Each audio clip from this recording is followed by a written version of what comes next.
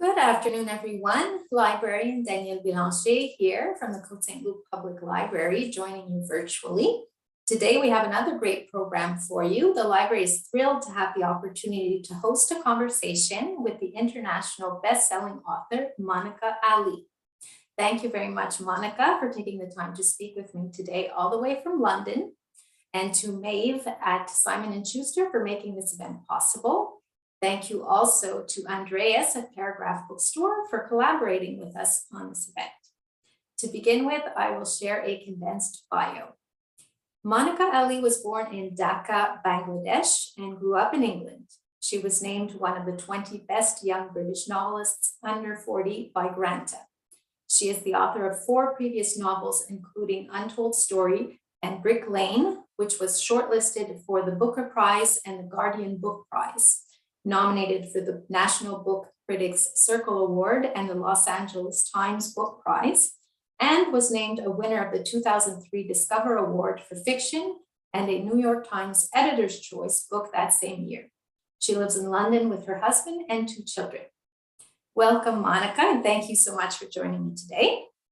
Oh, thank you for inviting me. It's my pleasure. Before we even discuss your latest novel, Love Marriage, let's speak a little bit about your prior work experience.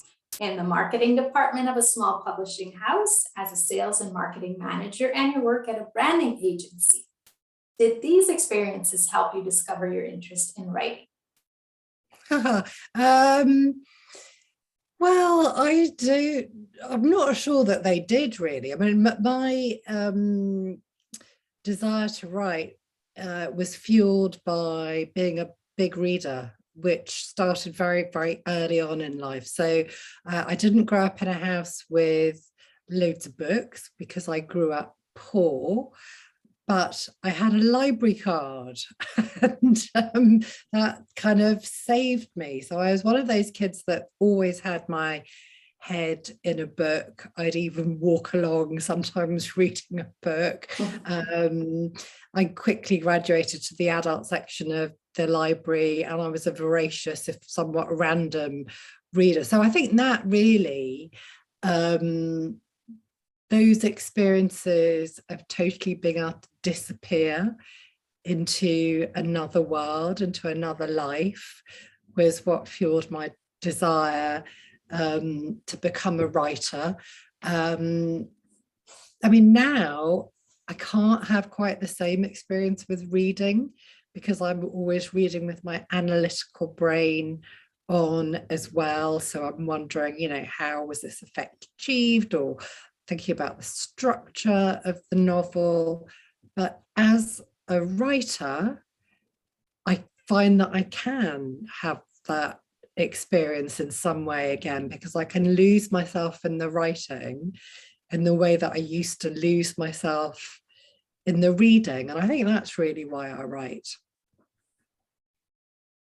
Thank you. I read that you were originally interested in short fiction, but felt constrained by the format. What motivated you to attempt writing a first novel? Yeah, I did start off writing short stories. I started writing those when I had my first child, who's now grown up. He's 23 now, but when he was a baby, I was about to say he was a bad sleeper, but I'm not sure that's true. He slept like, babies sleep, which is they wake up a lot, which is fine, except I couldn't get back to sleep quite often. And when I find myself getting frustrated about starting to become an insomniac, I decided that I'd try and do something constructive with time instead of getting stressed about it. And that's when I started writing short stories. Then I didn't start writing a novel. I didn't start attempting to write a novel until I'd had my second child. She's 2 years younger. And I was still nursing her, and I had my son who was a toddler. I had very little in the way of childcare, But what happened was that my grandfather died, my mother's father, and we went to the funeral. And the very next day, I sat down and started to write what eventually turned into Brick Lane. And I think there is something quite galvanizing about a funeral. I mean, you only get so many days, weeks, months, years on this earth, and if you never try, you'll never know. And so my husband very kindly took the kids for a couple of hours, and I just started writing what, you know, that this idea that I had been brewing a little bit in the back of my mind, but I didn't feel that it was feasible to attempt to write a novel in the circumstances with young, you know, very young children and no childcare. But then, you know, actually it was once I got into it, I was so compelled to do it that I couldn't stop. And how long did you spend writing Brick Lane?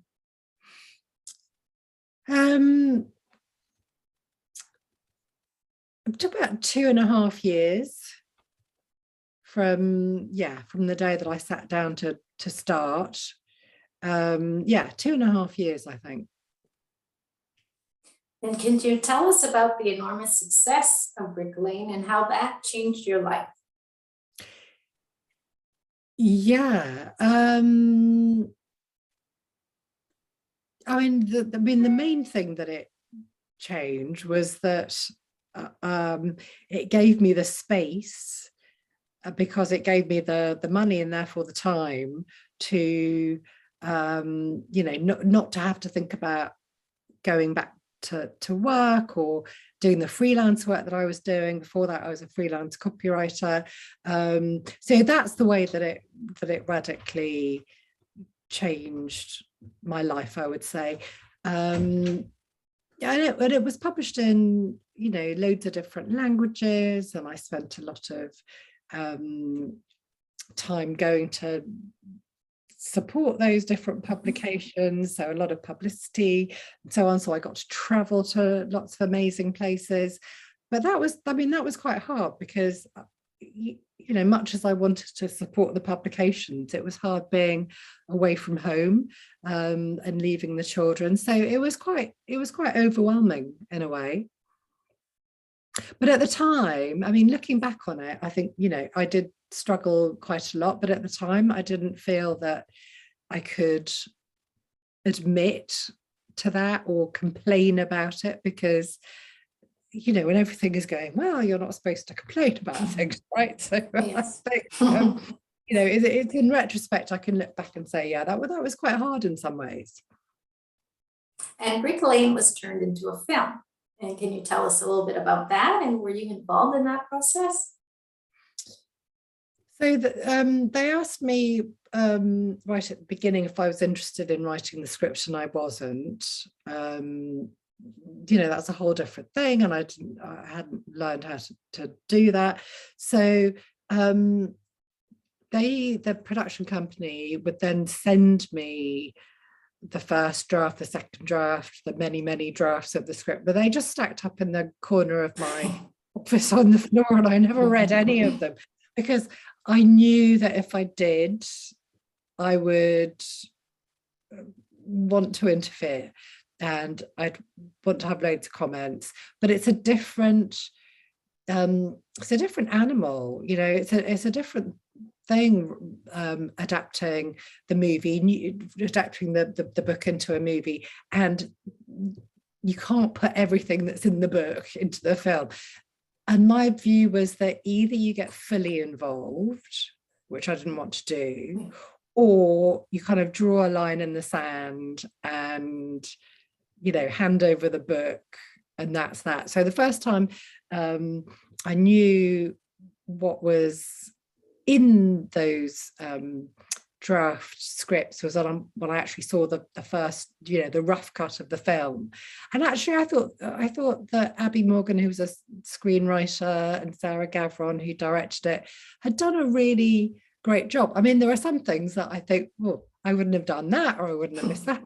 flat out. But the performances were great, and overall I was really, really pleased, which was a pleasant surprise. I think I'd prepared myself for the worst. After Brick Lane, you wrote three more novels before writing Love Marriage. The 10-year gap between novels before Love Marriage comes up quite often when reading reviews about Love Marriage. Why such a long pause? I just had a lot of confidence, and I think it's really good and even necessary as a writer to have some self-doubt, because it makes you test every sentence and every word and make sure that that every page is as good as you can make it.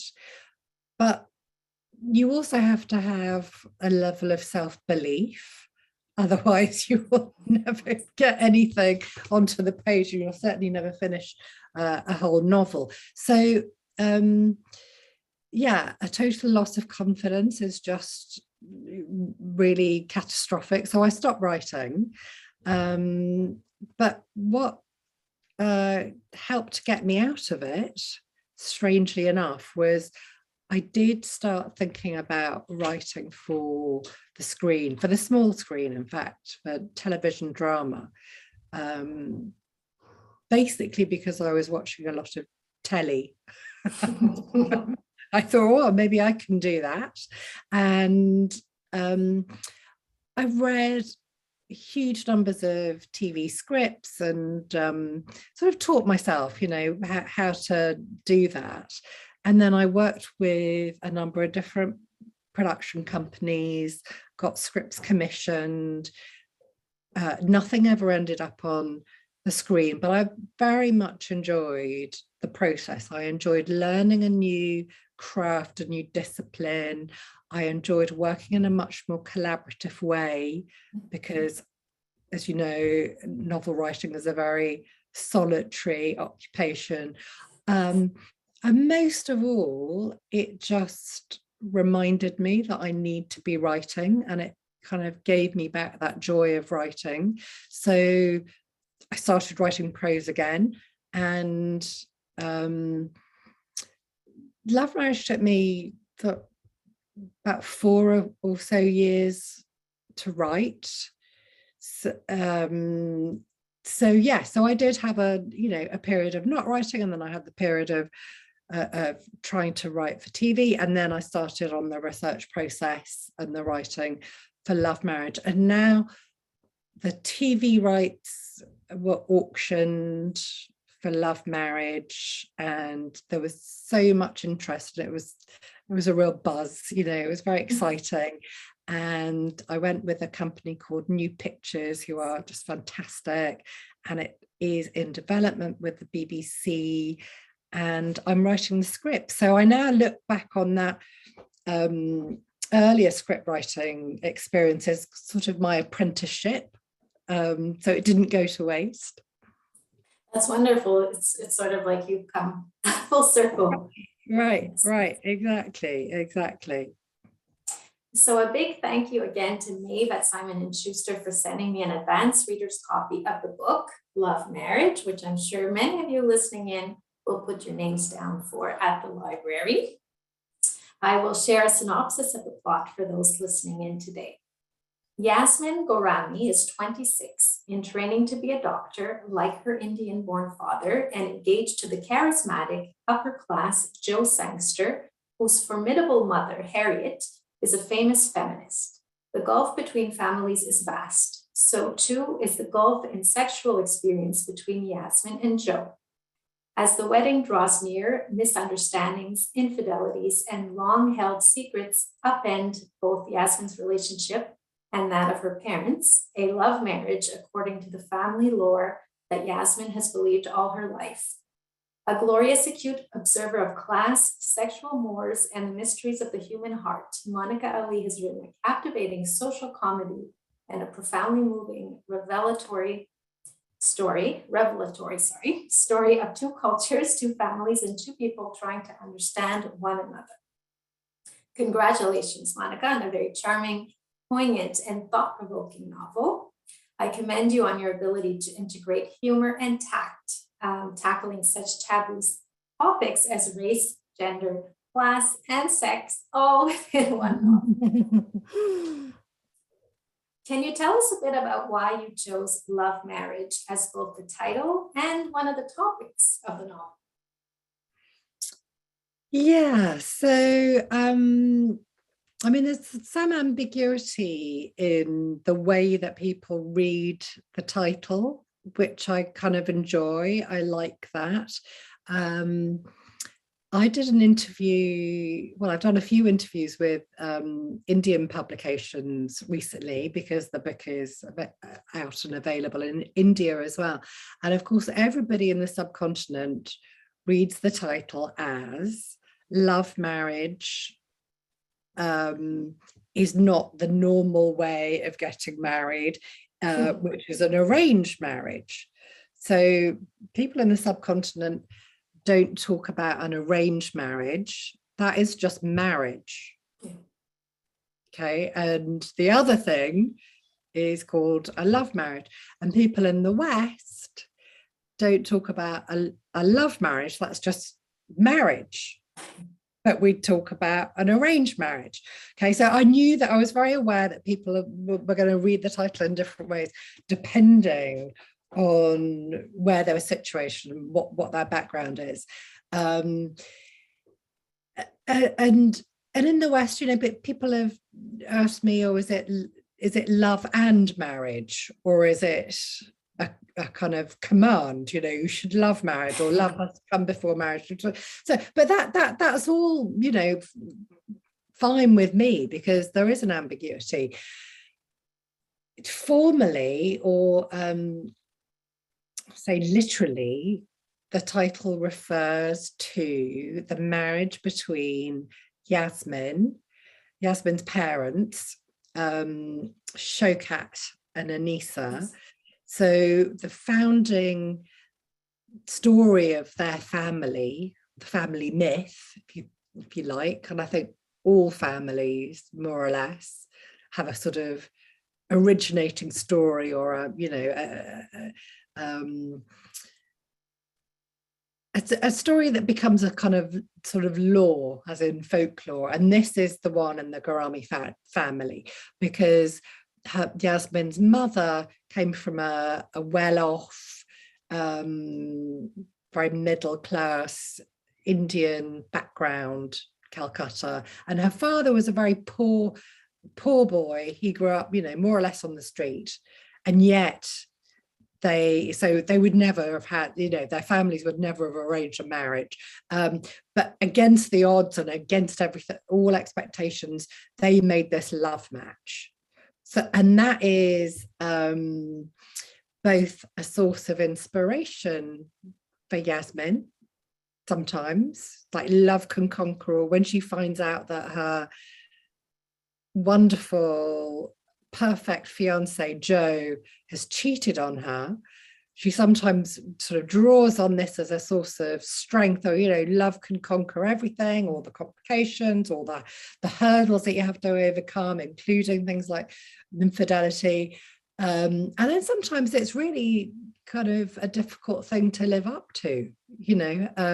So it can be both a kind of curse and a blessing for Yasmin. Can you tell us a little bit about your parents' marriage? Oh, well, they did have a love marriage. So my mother is English, you know, white English. My father is Bengali, was born in what was then India, later became East Pakistan, is now Bangladesh. He met my mother when he was a student in the UK. He already had a marriage that had been arranged for him by his father. He was betrothed. He'd said, well, I will marry this girl, but after I finish my studies. But then he met my mother, and yeah, so that, and then she went to Dhaka to marry him, and that was a big scandal, and my grandfather disowned my father, and difficulties on this side as well. So but that's a whole other story. That's not the story of this particular love marriage. Going back to the novel, I enjoyed the many scenes in which Yasmin and her father played guessing games about medical diagnoses, sort of listing out what the case challenges. Yeah. Yes, the case challenges. So how did you go about researching this aspect of the novel? Yeah, I mean, the bit because Yasmin is a young doctor. Her fiance is a doctor. Work in the same hospital. He's in obs and gynae. Do you call it obs and gynae in Canada? Obstetrics and gynecology. Yes. Just spell it out. Yasmin works in geriatric ward. Her father is a GP, so a general practitioner. So there is a lot of, there's a lot of the action is set in the hospitals as well. So I did need to get those things right. And as you say, the case challenges kind of crucial, as well as being, I hope, fun. They're also crucial to the story in some ways. So I did need to get those right. And I did a lot of research, read numerous books, journals, articles. I've got doctor friends as well. Everyone here has their own experience of the National Health Service, or friends or relatives who, so there was all of that. I mean, I still get emails from the subscription department of the New England Journal of Medicine saying, come back and subscribe again. So no, I've done enough of that now. But yeah, the New England Journal of Medicine is famous for these case challenges. So I did get permission to use some of those. Yeah. Perfect. Another portion of the novel, which I found to be quite endearing, is Yasmin's relationship with the patients in the geriatric ward. It's obvious she cares for them, especially Mrs. Antonova. Did you write this after spending some time yourself in geriatric wards or doing some research about them? Yeah, I did. I mean, again, I did lots and lots of research. I had friends who were able to fact check, which is always very helpful. My grandmother, before she passed away, she was in a home and in and out of hospital, and I spent some time and visited and so on. So yeah, it's a combination of those things. And for me, the interesting part about Yasmin's relationship with Mrs. Antonova, who is 96 years old, who's had 5 marriages of her own, who is sort of stuck between, she can't go home because there's nobody at home to take care of her, and yet she shouldn't really be in the hospital, but there's nowhere else for her to go. So she's kind of stuck. So they have this longer relationship, and the care that Yasmin gives her is really not so much in her medical knowledge, it's in being a human being and holding her hand when that's appropriate, letting Mrs. Antonova comfort her when that is appropriate, and just having that real human connection and lending an ear and treating Mrs. Antonova as somebody who has a lot to give and a lot to offer, as well as just being, rather than just being an elderly person who is at the end of her life and therefore has nothing to contribute. She sees the whole person. Let's speak of the characters within the novel for a few moments. Harriet and Ma were 2 of my favorite characters in the book. How did you go about writing each of their stories? Yeah, so Harriet is Joe's mother, and she is what we would call a North London liberal lovey. I mean, she is a famous writer, feminist, academic, commentator. Joe is her only son. They have a very close relationship, as we probably will get onto at some point. She's best known for a memoir about all her lovers, all the men and women. This is a source of some apprehension for Yasmin, because at the beginning of the book, the two families are about to meet for the first time. And I think any prospective bride to be is a little anxious in those circumstances. But to compound that for Yasmin, she comes from quite a conservative family background. Her mother is a devout Muslim. Her father, not so much, actually, he's not religious at all, but he's fairly conservative, nevertheless, in his views. And there's a class difference. The Ghorami's are middle class. Her father is a doctor and her mother is a housewife. They live in a nice neighborhood. But Harriet is properly posh. She's a different class, and she's properly posh and she's properly wealthy. She lives in Primrose Hill, which is a very, I think you might say, upscale or upmarket area of London. It's posh. So there's that class anxiety. And Yasmin's little brother, Arif, who is kind of the black sheep of the family, is winding her up about all of this. And he has unearthed this photograph of this infamous photo of Harriet, who, which is an explicit photograph of her private parts, and she's looking straight into the lens. And Harriet and Yasmin is arguing, quite rightly, that this was taken decades ago. It's a feminist photo. Taking it out of context, but nevertheless it's winding her up greatly, because God, what on earth will happen? And Ma, having been invited to dinner at Harriet's, has spent all day cooking, and she's got tiffin tins and Tupperware boxes of curries and samosas and pakoras and all of this stuff, because that's her idea of being a good guest. She's going to take all this food. But again, Yasmin is embarrassed. And she feels guilty about being embarrassed, but she's kind of dreading this meeting.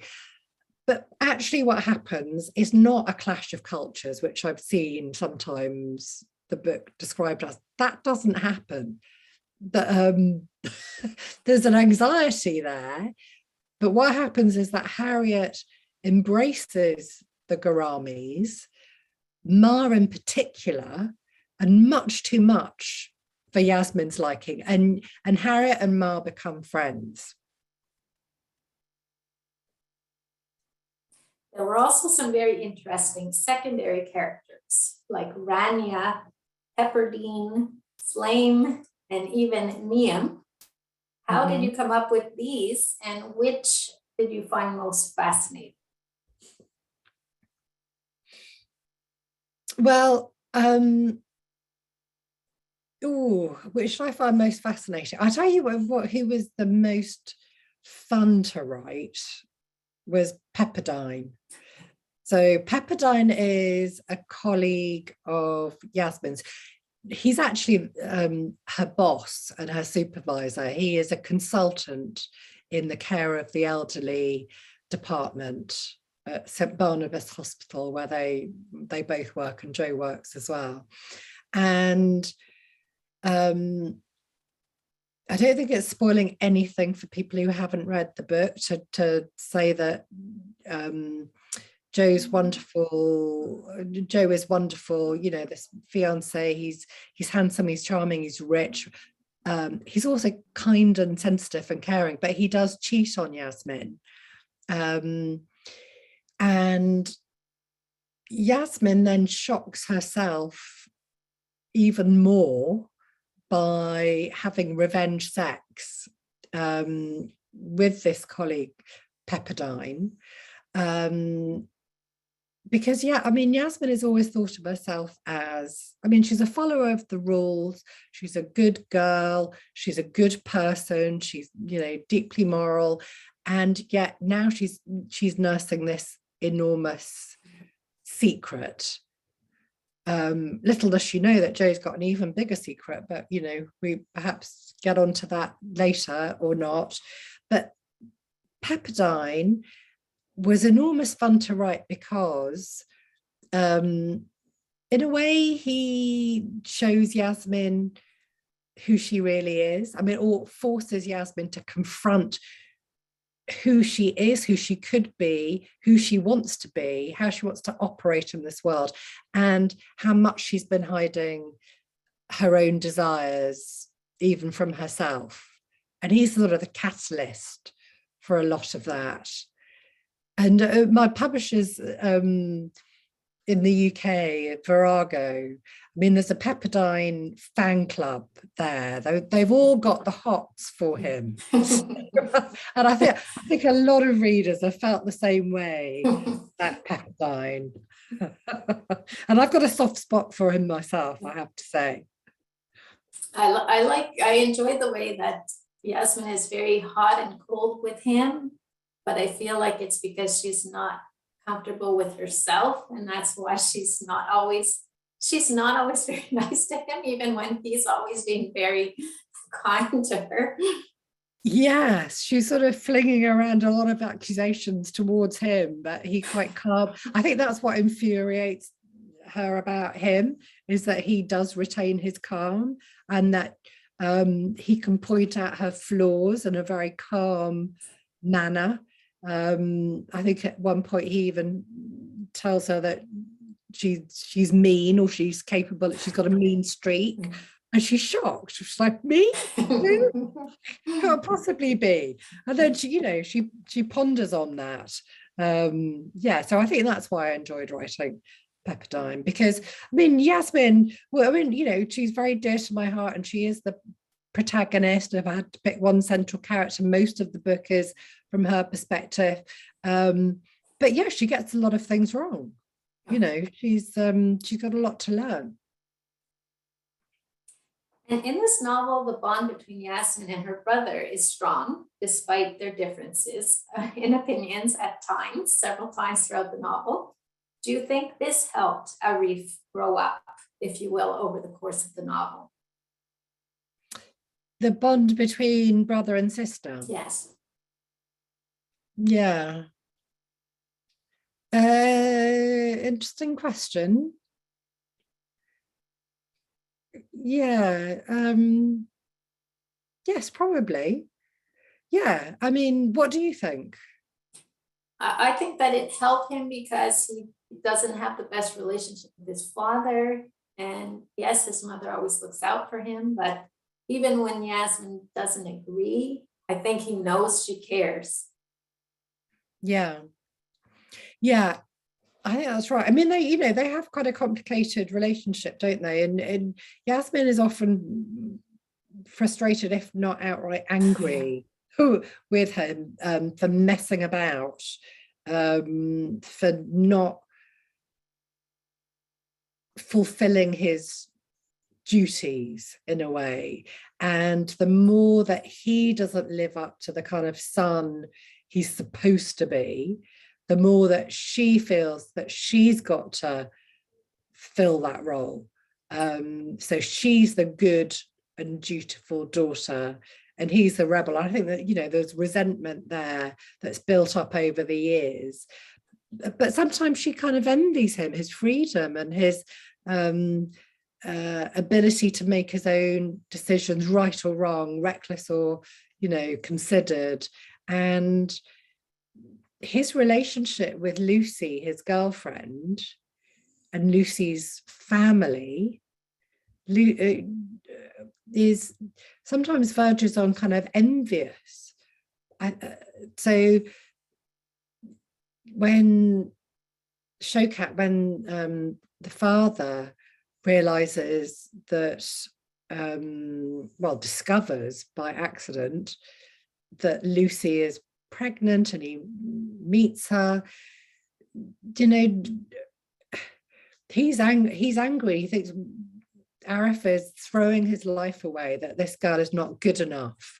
You know, she's a receptionist in a dental surgery, and now they're going to have a baby, and he's ruined his life. He doesn't have a job.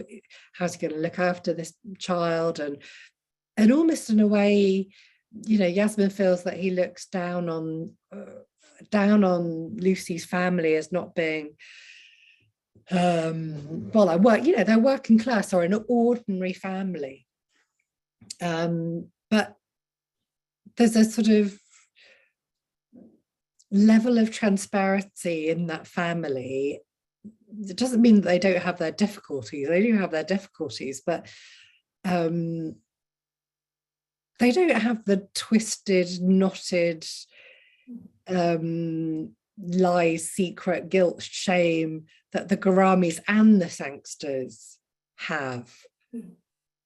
You know, what you see is what you get with that family, whereas there's a kind of gap between surface and reality in both the Sangster household and in the Ghorami household. And I think Yasmin comes to appreciate some of the value of the way that Lucy's family conduct themselves. So this novel is a family saga that explores two families on a journey towards coming together to celebrate a wedding, while at the same time behind the scenes dealing with their own secrets, judgments, and misconceptions. Both the Ghorami and Sangster families have complex inner workings. What drew you to merge the two family stories together? Well, actually, it started off life as I was working on two different stories. I mean, one was about Yasmin. She was a junior doctor, and it was about her love life. And one was about Harriet, who was not called Harriet at that point. She was called Elizabeth, but that was, I didn't feel like the right name. Who was this famous feminist and writer, and she had that memoir that I mentioned about her very colourful love life, but I wasn't sure that I was going to write either as a novel. And then I had a light bulb moment, one of the rare genuine sort of moments of inspiration, because writing is 99% perspiration, and you know, but this was a pure light bulb moment when I thought, what if I brought them together? And as soon as I thought of that, I thought, this is going to be a lot of fun to write. And I knew it was the novel that I had to write. And because, then how do you bring these two different, very different characters together? Well, I was dealing with love and sex with both of them. Yeah. That is something of, you know, I mean, you could say that sex is universal almost. So that was to end up as the narrative backbone of the book, I would say, is sex. And within a London setting, where it's a very multicultural city, you can actually get them together quite easily. So yeah, as soon as I thought of putting them together, then it just took off. You know, then I wrote and wrote and wrote.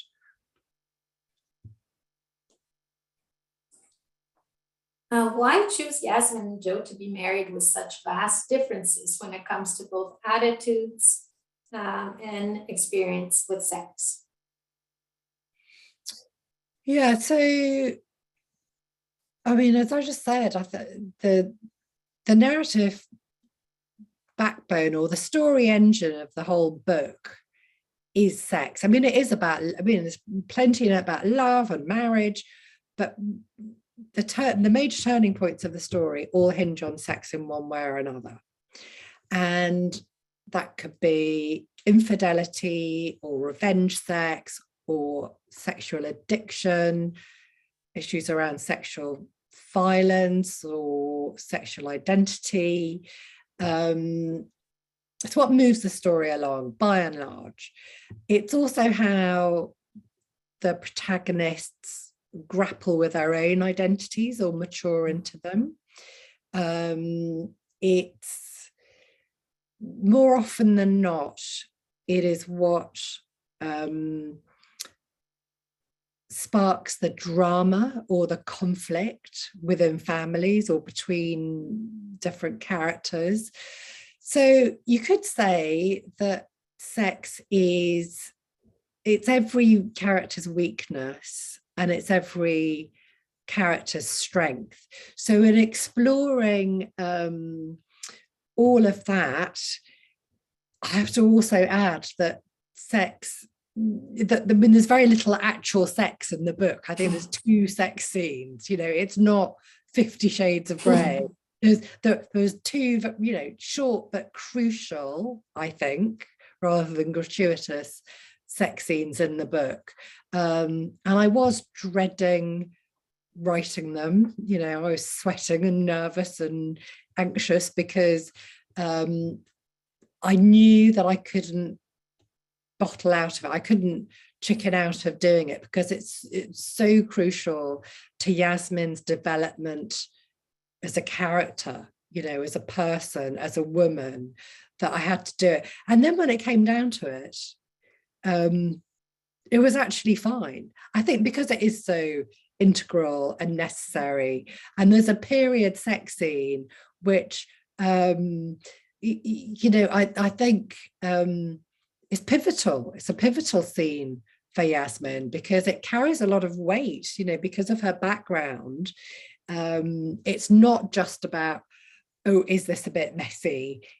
It's a serious interrogation of how am I going to live my life, you know, by whose expectations, by what set of values, and what store do I place on my judgment and my desire and other people's desires for me. Harriet and Anissa have their own ideas when it comes to planning Yasmin and Joe's wedding, as is often the case when wedding plans are on the horizon. Did you have your own experiences related to this that you drew from? No, actually, not at all. Not at all. But yeah, Harriet, I mean, at the beginning of the book, Yasmin, when she's very tense about the 2 families coming together, she reassures herself that, you know, nothing terrible would happen. And even if they don't get along, you know, Harriet is not going to put any spanner in the works because the English middle classes do not meddle in their children's matrimonial affairs. You know, that's what she thinks. Indian mother-in-laws might do that, but, you know, Harriet won't. And of course, Harriet proves her completely wrong by sort of taking over the wedding planning in totally unexpected ways. I mean, it really derails everything that they've got planned. So I mean, you know, that was that was enjoyable to write, you know, because you know, I think a lot of this book, alongside issues about sex, there's a constant questioning of assumptions. So, you know, we might assume that this would be the situation going in with Harriet. In fact, that's not how it turns out. Yasmin makes a lot of assumptions of her own. I mean, she resents it, quite rightly, when people make assumptions about her based on her ethnicity or her gender or whatever. But Yasmin makes assumptions left, right, and centre about other people, including about her mother, who she doesn't really see as an individual. She's just Ma in the kitchen cooking. And I think, you know, even as an adult, we tend to do that with our parents. You know, we see them, it's difficult not to see them as just our parents rather than individuals. And it's really through Harriet's relationship with Ma, that Yasmin comes to see her mother as the truly remarkable individual that she is, rather than just, you know, eccentric, slightly eccentric Anissa in the kitchen with her pots and pans and her balls of, you know, knitting wool. And her crazy clothing. And her crazy clothing. The therapy sessions Joe attends give us the perspective of his therapist, Sandor. What made you decide to use this approach instead of offering Joe's perspective when he is attending these therapy sessions? Yeah, I mean,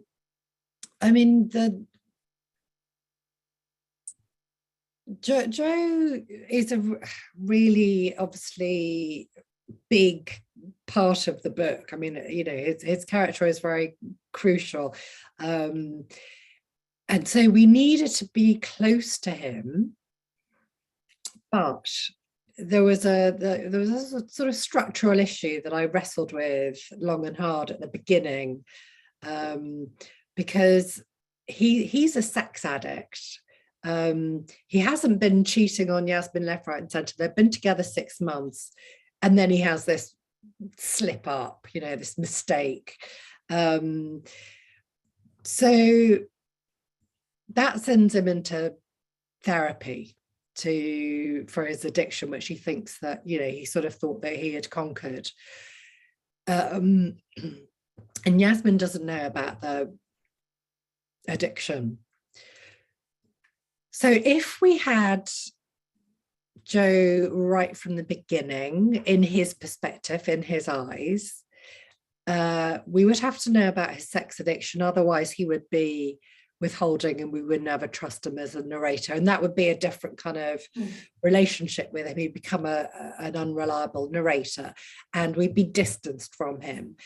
And besides that, I think with sex addiction, and this gets discussed within the therapy scenes as well, there can be a tendency to view it as, it's not a real thing. It's just a selfish person doing their selfish thing. It's an excuse. You know, and there shouldn't really be any excuse for that kind of lack of self-control. Or it can be seen as a comic thing, you know, and the suffering of the addict, it is not heeded whatsoever. I mean, you know, how could they be? It's just an object of fun. So I was very mindful of all of that, and the way for me to deal with both of those issues of getting close to him without knowing everything from the start, and allowing the reader to experience Joe's addiction as an addiction rather than as a sort of thing to poke fun at, was to set it in the therapy rooms with Sandor, and to be inside Sandor's head rather than Joe's head. So before turning it over to the audience for questions, I will invite now anyone who has a question to please put it in the Q&A or the chat, and we will ask Monica your question. So you told us a little bit about this earlier, that Love Marriage is being adapted to the small screen for television by New Pictures, and that you yourself are involved in the screenplay, which is wonderful. Congratulations. Thank you. So have you already begun the writing, the screenplay? I have begun, and you know, the main sort of challenges for translating it into a screenplay, they're largely structural. So, you know, things that happen later in the book might need to be brought forward in a screenplay. Things that happen as backstory, sort of off screen, you know, you need to actually put them into a scene to see them. but really it translates pretty well, I think, because so much of it is already in scenes, and maybe that's showing a bit of influence, not consciously but subconsciously, from my flirtation with writing for TV drama. But I'm just basically enjoying spending more time with Yasmin and Joe and Pepperdine and Ma, and yeah, I'm really loving it. Just sounds like a lot of fun. Yeah. And sometimes our audience is shy, so I'm not seeing any questions just yet. So I will ask on their behalf, because we always have a question of this sort. What advice would you give to prospective writers listening in today?